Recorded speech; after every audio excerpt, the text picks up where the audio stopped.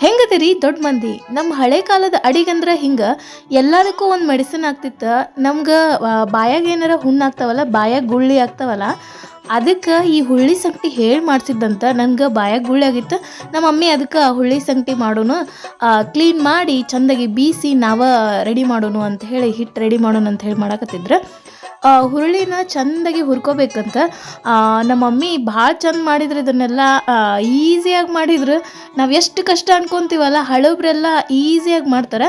ನಾವಿಲ್ಲೇ ಕರೆ ಹುರುಳಿನ ಚಂದಾಗಿ ಹುರ್ಕೊಂಡು ಬಿಸಿ ಇದ್ದಾಗನ ಸ್ವಲ್ಪ ಬೀಸ್ಬಿಟ್ರೆ ಬೇಗ ಚಂದಾಗಿ ಪುಡಿ ಆಗ್ತದಂತ.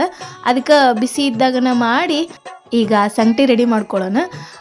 ಸಂಗಟಿಗೆ ನನಗೆ 2 ಚಮಚೆ ಹುರುಳಿ ಹಿಟ್ಟು, ಆಮೇಲೆ 1 ಕಪ್ನಷ್ಟು ಗೋಧಿ ನುಚ್ಚು, ಆಮೇಲೆ ಒಂದು ಸ್ವಲ್ಪ ಉಪ್ಪು ಹಾಕ್ಕೊಂಡು ಚಂದಾಗಿ ಇದನ್ನು ಕುದಿಸ್ಕೋಬೇಕು ಒಲೆ ಮೇಲೆ.